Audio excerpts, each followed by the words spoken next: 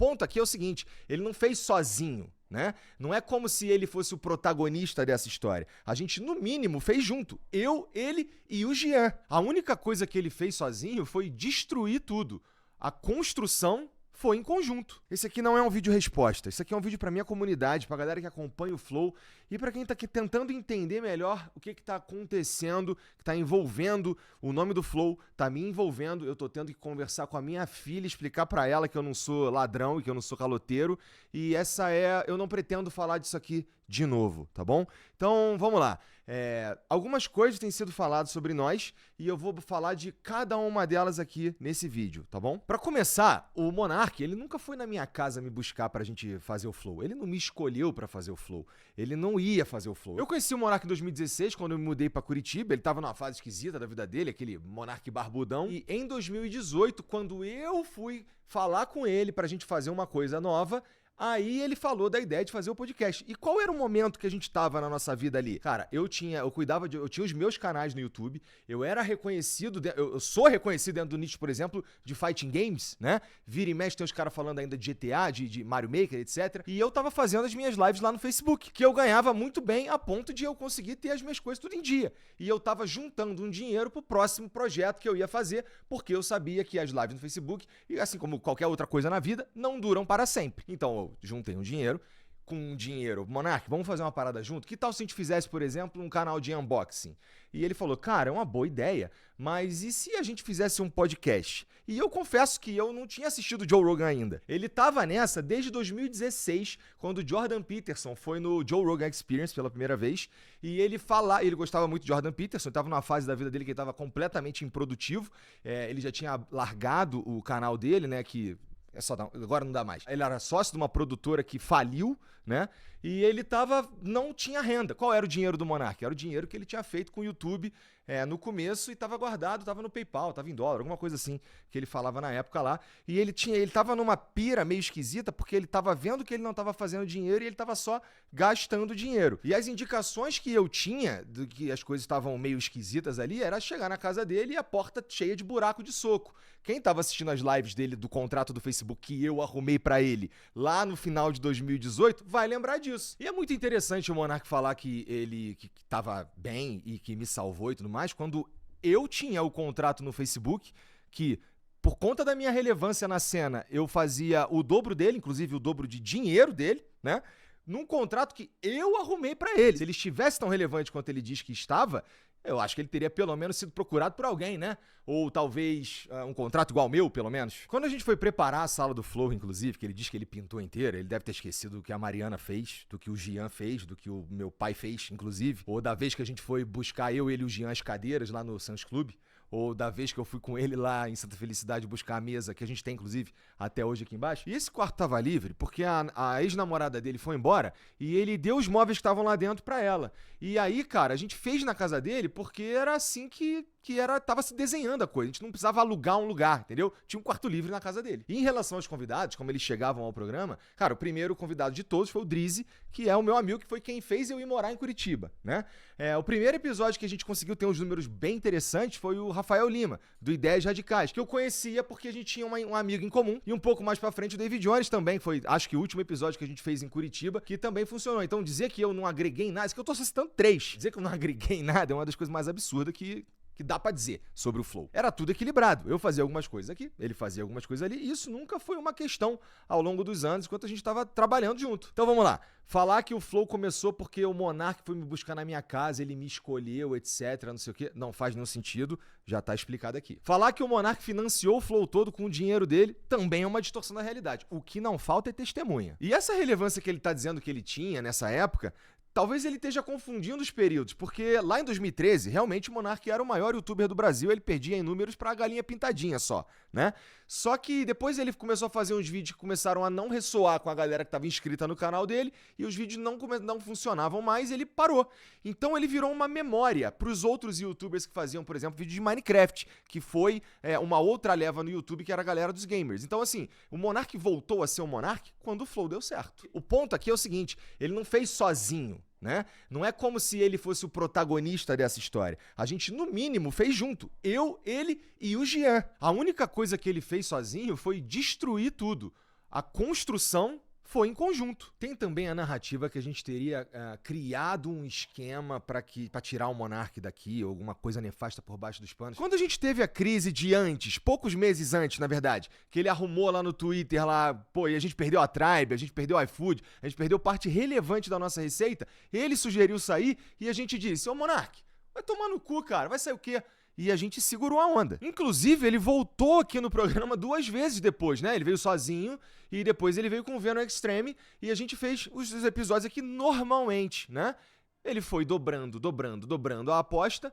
Aconteceu o que aconteceu, ele foi banido do YouTube e aí não é mais seguro ter o Monark em lugar nenhum. E no vídeo que a gente faz, que tem o André Leist, que é o último vídeo do Monark como host aqui do Flow, ele diz com todas as letras que a gente chegou numa conclusão, né? E que ele fez parte disso. Então eu não tô entendendo essa de um complô pra tirá-lo daqui. Lembrando aqui que naquele dia acabou o Flow Podcast, tá bom? A gente teve muita repercussão em tudo quanto foi lugar. A gente teve tweet de presidente do Brasil. A gente teve tweet do ex-presidente do Brasil. Teve cobertura na mídia, na grande mídia. Teve no Jornal Nacional, né? Todo mundo fez react. Teve jornal do mainstream ligando para os meus convidados. E tá tudo isso documentado na internet. Não precisa acreditar em mim. É só você ir verificar tudo, tá bom? Dá uma olhada no que estava acontecendo em 2022 na internet. Você vai verificar tudo isso que eu tô dizendo. Acabou o Flow ali. A gente perdeu 100%. De tudo que a gente tinha. Então a gente perdeu contrato para fazer transmissão de futebol, a gente perdeu o contrato de patrocínio, a gente perdeu a monetização de 7 canais, tá? Então não tinha mais Flow. Ali acabou. Acabou. Essa que é a verdade. Então, aqui a gente está falando de uma decisão que a gente tomou, tá bom? Que é talvez o centro desse vídeo e de tudo que tem sido falado ultimamente na internet, que é o contrato que eu assinei com o Monark, né? Cara, em 2022, naquele dia 8 de fevereiro de 2022, a gente estava aqui debatendo o que a gente ia fazer com uma empresa que não existia mais, né? O Flow acabou ali. O que sobrou foi a responsabilidade de cuidar de todas as famílias, de todos os provedores, né? De todos os fornecedores, de tudo que a gente estava se propondo a fazer naquela janela de tempo. Eu não comprei uma empresa saudável, eu não comprei uma empresa multimilionária, eu comprei uma empresa falida, morta, em uma profunda crise de reputação. Então, nesse momento, quais eram as opções que eu tinha? Cara, eu podia ir atrás dos meus direitos na justiça e resolver esse problema por lá. E quais seriam as consequências disso? Seria todo mundo que um dia teve algum tipo de negócio com a gente ir para a justiça procurar os seus direitos porque a gente deixou de cumprir as nossas responsabilidades. Mas eu escolhi ficar no Flow. Eu escolhi assumir toda a responsabilidade de todo mundo que trabalhava com a gente. Eu escolhi assumir a responsabilidade de trazer de volta a nossa reputação. Eu escolhi, cara, ficar aqui no mesmo endereço, tá? Dando a cara a tapa todo dia para todo mundo ver o que eu estava fazendo, que era uma reconstrução da reputação que foi destruída. Então dizer que o Flow é diferente depois que o Monark saiu, mas isso é óbvio, você não precisava dizer, porque o Flow acabou no dia 7 de fevereiro de 2022. E o que veio depois só tem o mesmo nome. E a gente mantém o mesmo nome por respeito ao nosso trabalho, ao nosso esforço e ao movimento que é o Flow, entendeu? Sobre eu ter ficado no Bem Bom. Deixa eu fazer aqui um pequeno resumo de como foi a tempestade de merda que a gente viveu nos meses que vieram depois, né? As pessoas não queriam se aproximar da gente. A gente ia nos eventos, a gente era xingado ao vivo nos eventos, né?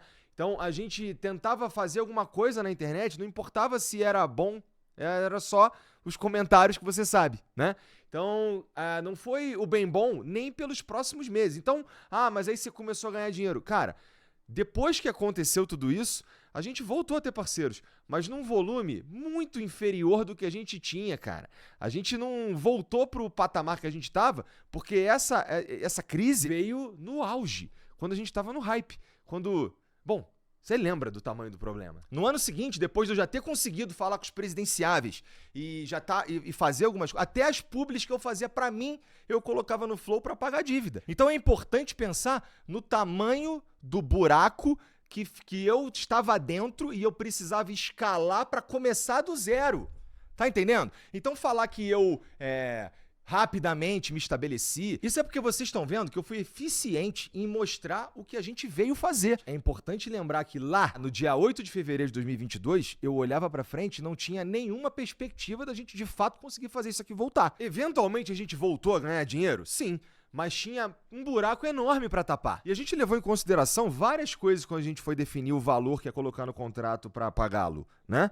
Uma delas foi como é que esse cara vai ter a chance de recomeçar? Ele tá tóxico, ninguém quer chegar perto, né? Então, como é que a gente dá essa chance para ele? E a outra parte foi a gente veio até aqui junto. Mas é claro, né? Caso a gente voltasse a ter lucro. Porque não tinha dinheiro pra pagar ninguém. Então não era eu vou te pagar amanhã, não faz sentido, não tinha dinheiro pra fazer nada, não tinha dinheiro pra pagar as pessoas que estavam trabalhando no dia a dia. Inclusive, o Monarch Talks, a mesa, as cadeiras, as câmeras, os microfones, até a mão de obra pra fazer a arte, veio daqui. A gente chegou a falar com ele que talvez não fosse a melhor hora pra fazer um podcast, pra esperar baixar a poeira, pra repensar algumas coisas e tal.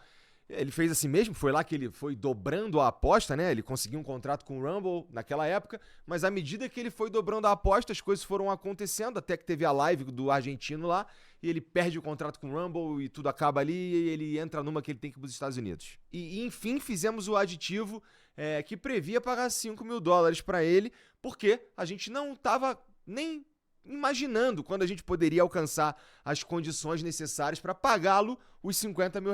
E a partir do momento que ele respondeu as mensagens e passou a conta dele e a gente começou a pagar, nunca mais eu parei. A gente paga há 2 anos e meio, religiosamente. Todo mês. Para pagar esse valor aí novo do aditivo ao contrato, a gente não fez a gente não atrelou ao lucro, né? E a gente, na verdade, pegou e integrou isso ao custo. Na verdade, ele passou a ser um custo meu. Então, chega o meu salário, eu pego e pago o Monark. Nesse contrato, o Monark teria que passar a marca para mim no dia seguinte, né? Ele teria que ter ido assinar um papel e ele não foi assinar. E eu teria que pagá-lo de novo quando a gente oferisse o lucro que está previsto no contrato, né? Esse lucro que eu precisava para pagar o valor de $50 mil para o Monark, eu consegui ao longo desse tempo 4 vezes. Porque, família, tem que pagar as dívidas que o Monark criou. Dizer que eu sou caloteiro ou que eu tô roubando, isso tá descolado da realidade, cara. É querer que eu pague, além de tudo, com a minha reputação. Usando desses artifícios, desses argumentos aí, pra levar fluxo pro canal, como ele disse. Então o Monark, ele não tá querendo rever o contrato, ele só quer a mídia. Porque eu não consigo entender qual que é a inteligência de tentar destruir a fonte de renda dele. Eu não consigo entender de fato. E sobre esse papo de juros, assim, não faz nenhum sentido, porque juros é quando a gente paga atrasado as coisas, né? Talvez queira dizer alguma outra coisa, e também não vem ao caso por conta de tudo que a gente já tá falando aqui pra vocês, né? Imagina, por exemplo, eu ter que... eu só consigo pagar o Monark daqui a 10 meses. Então, obrigatoriamente, eu, além de assumir essa dívida, eu ainda tenho que assumir a possibilidade dela triplicar, porque eu não consegui pagá-lo, porque ele me atrapalhou por conta da circunstância. Não faz sentido, entendeu? Nunca teve calote, nunca teve meio contrato. Quem não tá cumprindo o contrato é ele, porque ele tem que me passar a marca, como foi assinado lá. E assim, passar a marca, eu não tô pedindo pra passar a marca, ela é minha, tá? Eu poderia ter processado o Monark 4 anos atrás pra tomar a marca dele. Aí eu escolhi não processá-lo. A sensação que eu tenho é que eu sou culpado por ter feito o Flow funcionar de novo, né? Parece um recalque que, olha, continuou só com o Igor e deu certo. Tinha que ter dado errado. Parece que algumas pessoas têm essa sensação, né? Felizmente, vocês erraram. Sobre entrar em contato. Bom, primeira coisa, ele mandou uma mensagem pra mim, de fato, que eu fui ver depois, porque o meu número é vazado, que vazou na época da crise, né? O meu, do Jean, as nossas redes sociais, né? Todas operam de um jeito meio esquisito depois daquilo lá, porque todo mundo mandou mensagem tudo quanto foi lado. E aí chega pra mim uma mensagem do número aleatório, na época até sem foto, com um número de conta, falando pra eu mandar $50 mil, que era pra mudar isso e valeu, obrigado. E depois uma ligação que eu também não vi e ficou perdido no limbo. E essa mensagem que ele mandou, ele diz que não conseguiu entrar em contato com a gente. Ele também mandou uma mensagem pra um cara que trabalhava com a gente aqui no financeiro, que foi morar no Rio de Janeiro e, portanto, não tem mais nada a ver com a gente aqui. E aí, com essas 2 mensagens, ele diz que não conseguiu entrar em contato com a gente, sendo que ele tem o número do Jean, ele tem o número da Mariana, que é minha esposa, ele tem o número de várias outras pessoas daqui. E era só ele fazer um pouco mais de esforço, porque a gente tá no mesmo lugar, é só ele ter vindo aqui, ido na minha casa, e a gente tentou mandar mensagem pra ele também, eu não sabia se ele tinha me bloqueado, porque eu mandava mensagem, não respondia nunca. E no fim, aparentemente, ele tinha trocado de número, não avisou ninguém, e aí chegou um dia uma mensagem aleatória desse número, e como eu vou saber que essa é a mensagem do Monark? Ou só ter respondido os advogados, que a gente tentou entrar em contato por meio de advogados, com ele, com o advogado dele, a gente tentou de tudo. Então é uma fantasia dizer que a gente não tá respondendo o Monark. Ele que não tá respondendo a gente. Bom, então o que tinha pra falar sobre o Monark é isso. Não pretendo falar outra vez, como eu já disse.